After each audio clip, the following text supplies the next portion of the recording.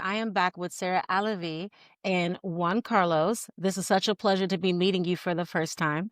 The last time we spoke, it was the reading and what do we know about refugees? Yes, that's the last time we spoke. And when it comes Love down, you back. I know, I am very happy that you're back.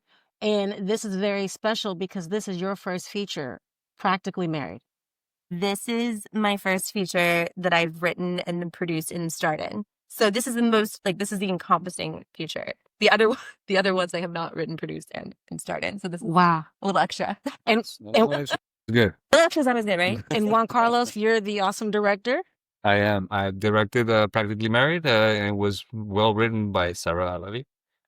Sometimes 1,000. He's great. He's the best. I love this. I love him. I wanted to ask a quick question. So, can you tell everyone a synopsis about Practically Married? Okay. All right. So essentially it's two sisters, right? And of course, you know my sister, Yes. Lisa Alavi. Okay, so she's actually the actress in the film that plays opposite me. But it was inspired, and the whole reason I wrote it is from real life experiences, if you will. But it's surrounded around two sisters, the modern dating scene, and navigating that, and then deciding, we've had enough with the modern dating scene, and we're a little, little wacky out there. So we're going to raise children as co-parents together. Really like that you said that because the modern dating world is absolutely confusing. I want to just say, right? Me and JC talk about it all the time. He's happily married. So I'm like, You're lucky. no idea. He's so lucky. This wife is amazing. She's Man. she's amazing. Yeah. Gorgeous, fabulous, just all encompassing. So it's Really is. she really is. Tori's great. And so I just have to tell him, this is really what's going on behind the scenes in case you didn't know what's happening. But yeah, there's a lot, as you know. Very a lot. And I'm so curious as the director, I'm going to ask you a two-part question. What did you learn? I just want to know, what did you learn from Sara and her sister, Sara and Lisa? What did you learn from both of them as far as with the dating world and with you, somebody that's happily married where you don't have to deal with what we go through? Yeah. Why did you take on this project?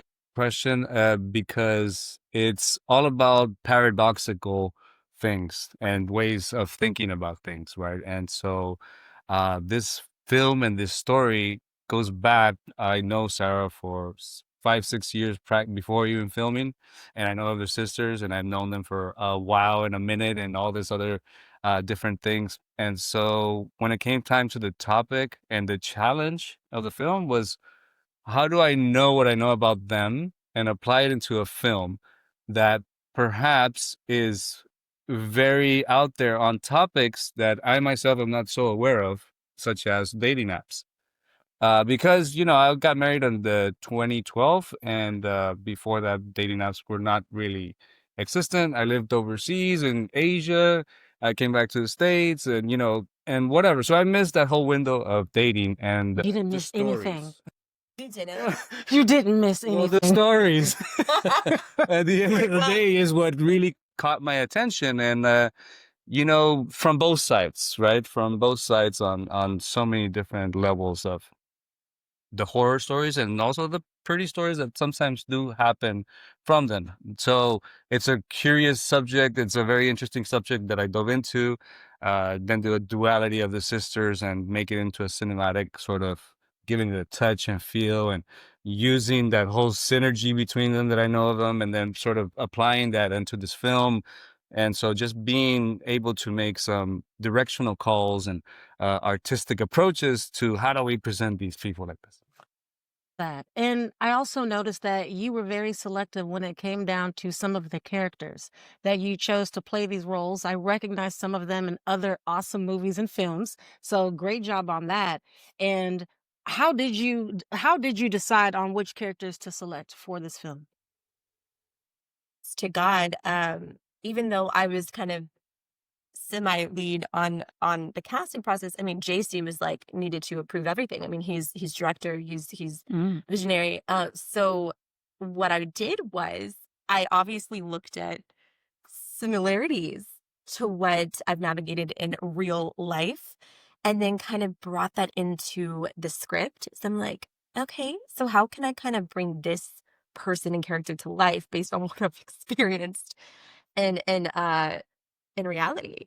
And so, and then obviously when we cast, and this is something that JC and I heavily agree on, it's like you always want the brothers to look similar, you want the sisters to look similar, not to say that there's, so it's a lot of just trying to make everything fit properly based on personality types and based on the auditions that they provided that were fabulous.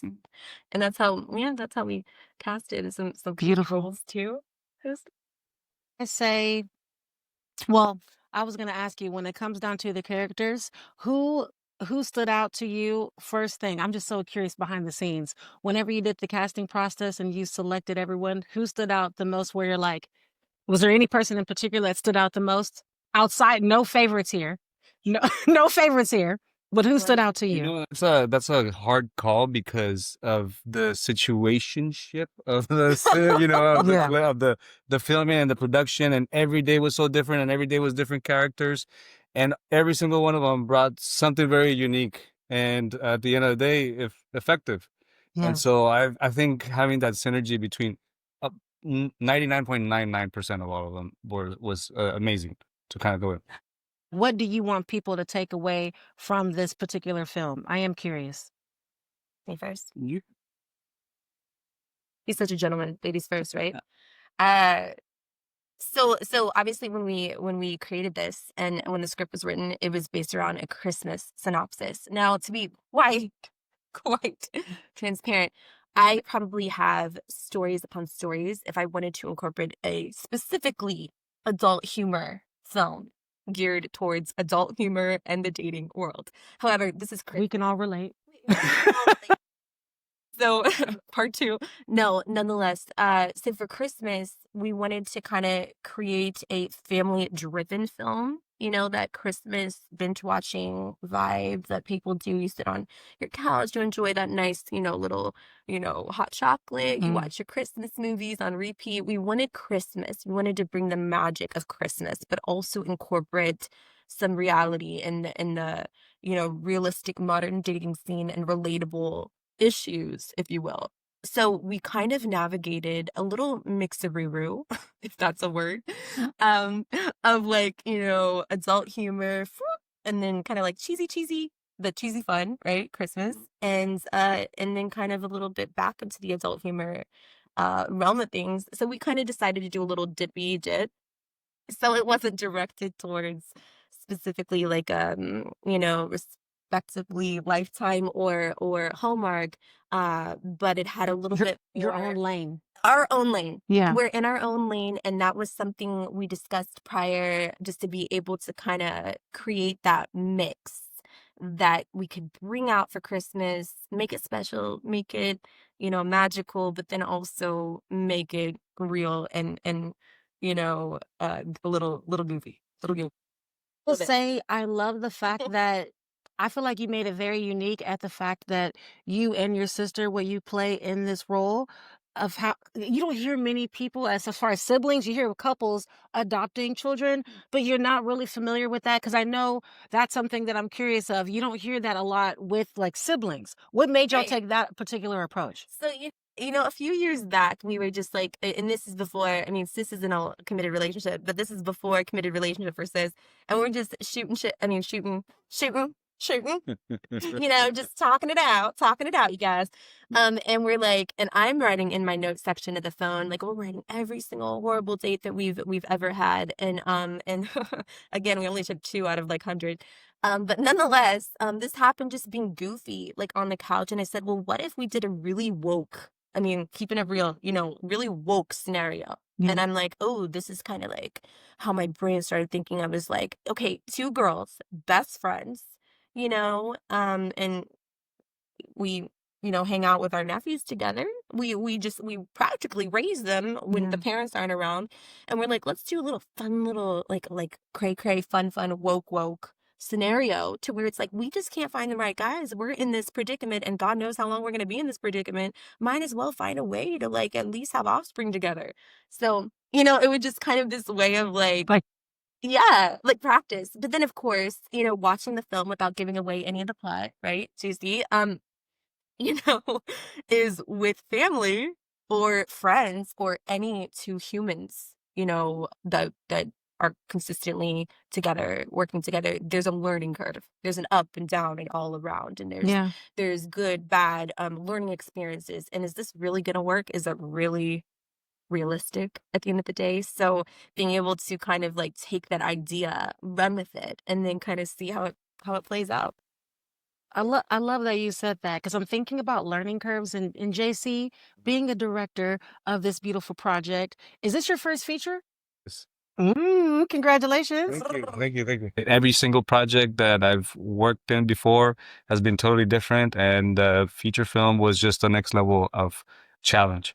And from the approach from Sarah first initially reaching out to me and telling me like about the project and about this and about certain timelines and then we're gonna do this, and so casting the vision. What is this laughter going on about the timelines? I'm so A curious. lot. This is the good. God bless him. God How bless long him. did you shoot this movie?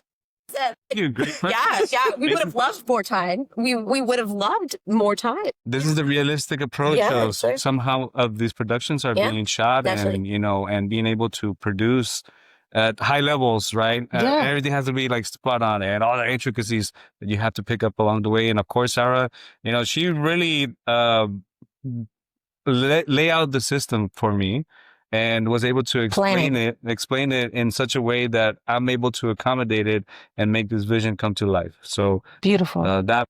Oh no, he's amazing. That's Yeah. also I mean, I got so lucky, and JC knows this, and I'm really foo-foo, like a little woo-woo, and I don't even know if I should include this in the interview, but I'm just gonna be really, really whoop. I was literally, I always thought about JC, like, and I was like, I always want to work with JC because number one, he's super talented, he's super incredible, and he's my friend, like, so no matter where I'm at, like he can navigate with, okay, how you feeling? Where you at? Like, how can I see this? How can I do this? And then he utilizes his vision to incorporate with mine. I always knew I wanted to work with JC. And then the foo comes in when I'm putting it up to the divine universe, and I literally, so sometimes I get like little snippets, and and JC knows, like I was like, what am I going to do with Practically Married? When am I going to shoot it? When am I going to shoot it? And then I kept hearing from divine source, JC, and I go, Jesus Christ, like I'm like, what? Oh, JC. And so literally, I called JC. I was like, listen, it's been a while because at that point, like it'd been quite a few months. We hadn't chatted for a bit, and I knew he wanted to get into feature films, and he's just so talented and brilliant that I'm like, heck yeah, like when the time comes. And then literally that came, and then I was like, oh my gosh, I need to call JC and see what's going on with him, see what's possible, and if he is willing, and able to pick this one up, and thankfully. JC, he was willing and able to pick this one up. But I just thought about something. There's a couple things I want to say based off of what you said. How many days did y'all shoot this film? Great question. Yeah, the process, of course, on filmmaking is super long. Production days only, record-breaking 12. Oh, wow. Yeah. And to keep in mind, to go on top of that, and I think any production group always wants extra time to shoot so you can get a million different shots. Yeah. So we also decided to go the very professional route in essence of like we signed with SAG-AFTRA. So we're a union project, and Texas is particularly a right to work state. So you can do union or non-union work. However, union is very, very much caters to making sure everybody is dotting the I's and crossing the T's. And our associate producer, Michael McCausland, she's on the national board of SAG-AFTRA, and she's also just got elected back into presidency for state of Texas, SAG-AFTRA with Houston, Austin. So we were very particular on 8-hour days, can't go to 12, can't go to 14. Sometimes people go to 16 for non-union, like literally, so if you're used to working a non-union project, this is half the amount of time. So we did, not only did we do 12 days, but we had a very strict schedule that we could only shoot within an 8-hour period per day. And kids had to take breaks. we had to have lunch at specific hours. And so everything was very, very regulated. And what's beautiful about SAG is, again, it caters to the actors so they're not overworked and undercompensated, and really and it helps you get to a higher status in production in the aftermath of distribution and sales. So that was a choice that we made together to go super, super professional on it. But in doing that, it can be very challenging no matter what production. In doing that, if you have a set amount of days that you've already allocated and a budget to work with and that set time, sometimes you wish you had more time. So, seeing this, seeing that could have gotten those 3 extra shots from 3 different angles versus we only had that time for that one angle, which is no one's, that's just every production for you. I think every I want to production would applaud like a little you. extra time to make it perfect, if you will, but Applaud you had both.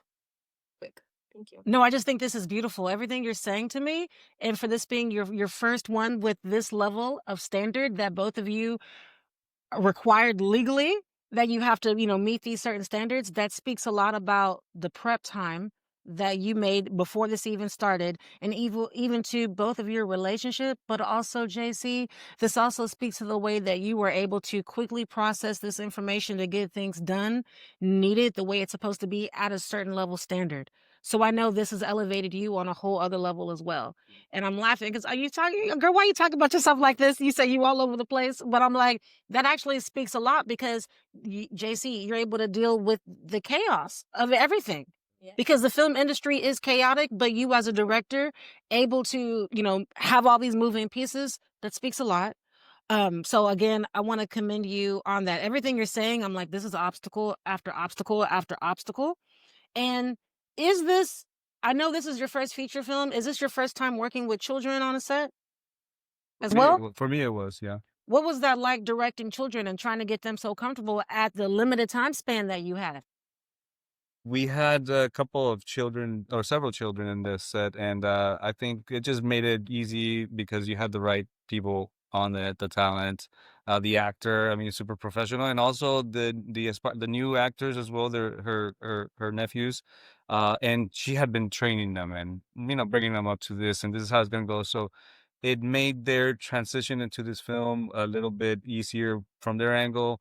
Of course, there was challenges and all this other stuff, but at the end of the day, like, when you do things right and you have the right things and rules and regulations to SAG, and you're able to, bring out the art in the children and the life to the movie and the whole process.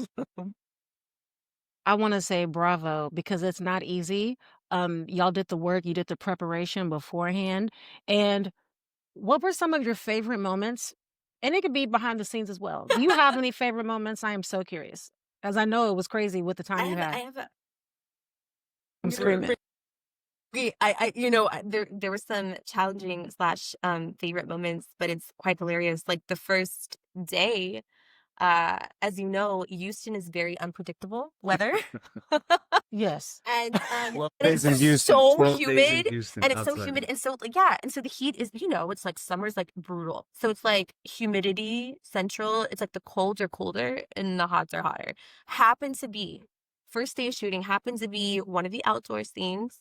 So anybody that watches the film just know the beginning of the film, the park scenes. God bless those actors, because let me tell you something. It was ice cold and rainy, and without giving anything away, some of the actors had to barely be dressed.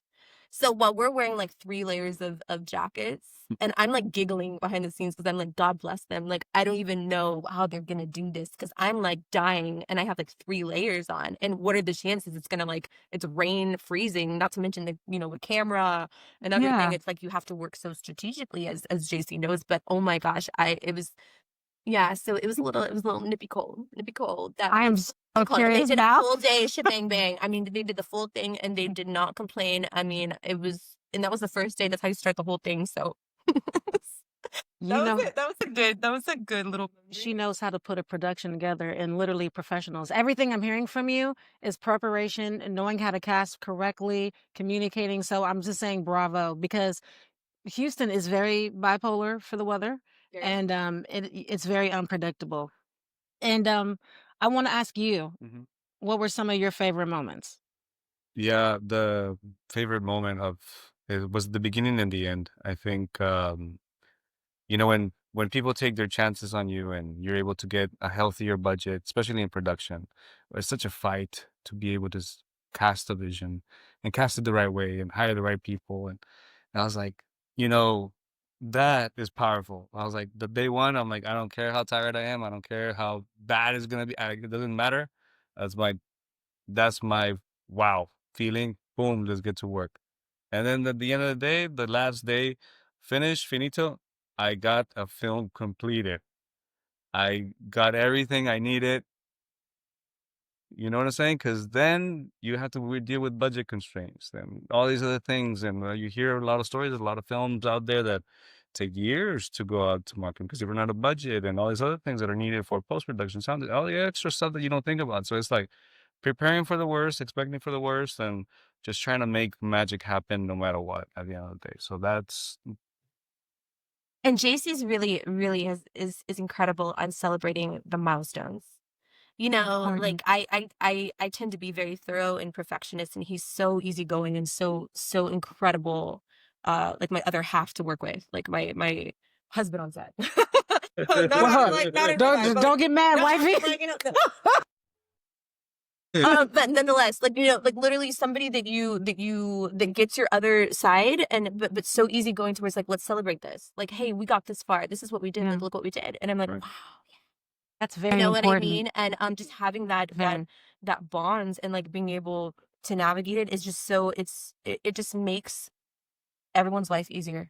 Thank you, JC. I mean, it makes everyone's life, Thank you for even saying I that. mean, No, I want to thank you for even saying that vocally because I feel like anybody that's listening and watching what you're saying, sometimes they beat themselves up and they forget about like those awesome moments. And so that's very important to remember that. So even thank you for mentioning that and thank you for doing that because again, that's going to speak to you as a director. You made the right decision on your choice because that energy, it's very contagious. And I'm an empath, so I feel energy.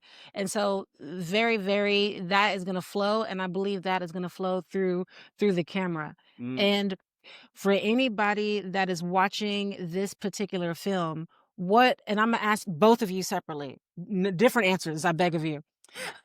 What do you okay. like? I feel like from the little that I have seen from a sneak peek, I feel like it's a very feel good movie. And what do you want people to take away whenever they watch this? I would say at the end of the day, with all the ups and downs and all arounds and the strange, peculiar situations that the sisters face at the beginning and potentially during, that you can work through anything and everything and get through it if you put love at the forefront and overcoming and realizing what's really important at the end of the day. Mm. Yeah. And JC? Story at the end of the day. It doesn't matter what the story is if you can tell a good story, right? Um, and you could bring out the best in people, and you can see that, and you can feel that, and then you can laugh at the crazy stuff, and then it brings you down to the lovey-dovey stuff, and then all of that stuff, all in between, through that roller coaster of things, you Mm. feel something. That's it. Yeah, that's what I was taking away just from the sneak peek. I'm like, this is a feel good movie. I love movies like that. And y'all are gonna do more projects, I'm assuming, together, right? Okay, I'm just checking because I'm like, right, That's the plan. this is very good with the Yeah. communication and even it's like it's low key family what I feel right now. So this is beautiful. Um, so definitely more projects. And I'm not gonna lie, because these shoes are kind of awesome. Just I want to break away for a second. Sure. Um, I want those. Where can I get those? Yeah.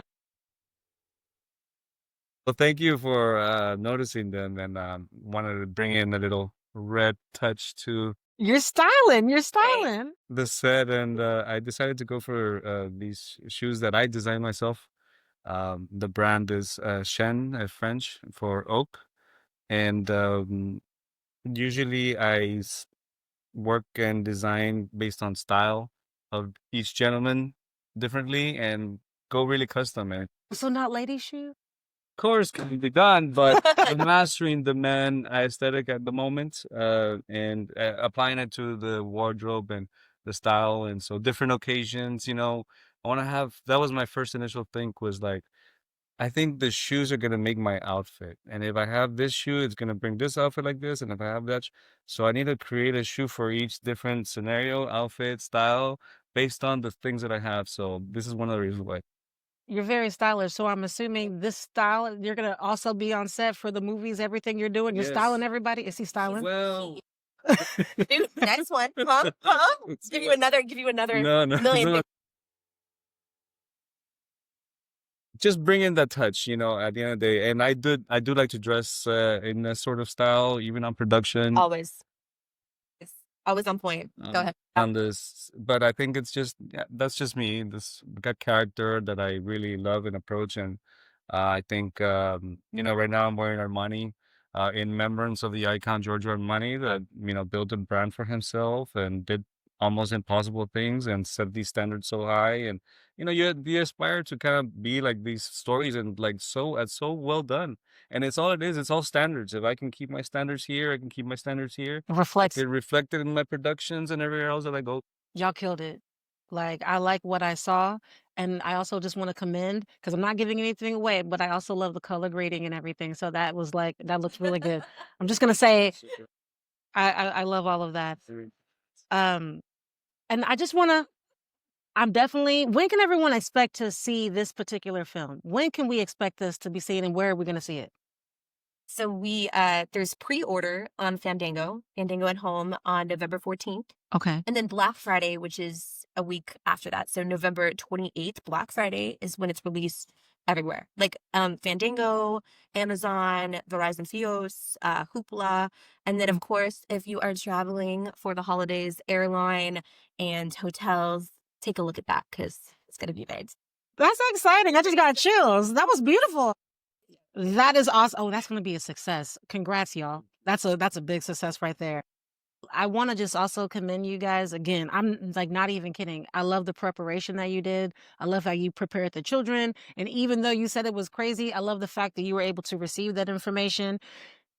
We're in an interesting time right now. How do you feel about AI being used in technology? Because in a way, it helps us save money for certain things, but also we're losing the human touch with it. What are your thoughts? So I actually just had a conversation with family members the other day. And what's really interesting is MIT just did a study on brain activity for those that are to issue variables for those who used AI on a regular basis for 6 months, and then those who did not touch AI for 6 months. Now, on the brain scan at the end of the 6-month period, there was about an inch thick of people's brain activity still in constant usage with those with AI. Now, the ones that did not use AI had their full brain and full capacity still. No. And that's not to say. So I always tell people, AI can be to a strong benefit, but also to a disadvantage. So let me explain. If you want your IQ and your intelligence to still stay strong, okay, so thank you, God. I've been tested 4 times on my IQ. I'm about Einstein level. I don't need to brag. It's just literally That's how it is.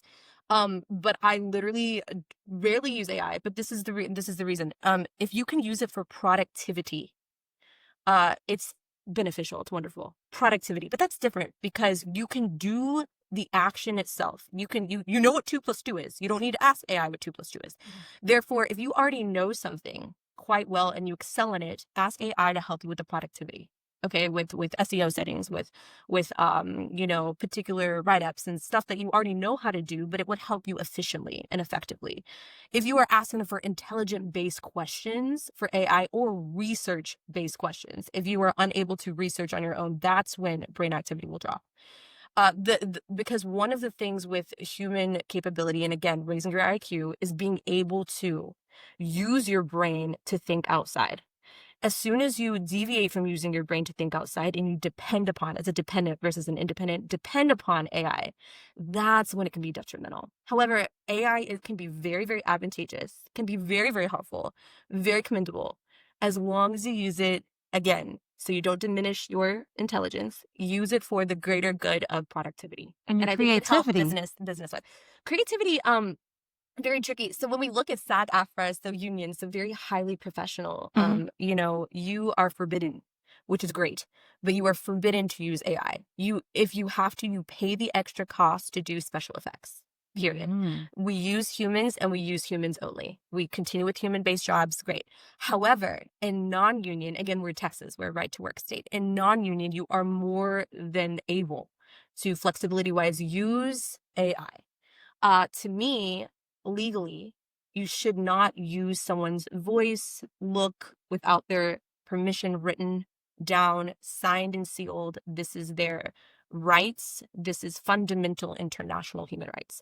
So therefore, if you're going to use AI in your non-union films or, to generate action-driven sequences, it cuts the cost significantly. However, there's a lot of legalities that would have to be in play, and you would not be able to use that with SAG-AFTRA, which is the highest form of motion picture work in Hollywood.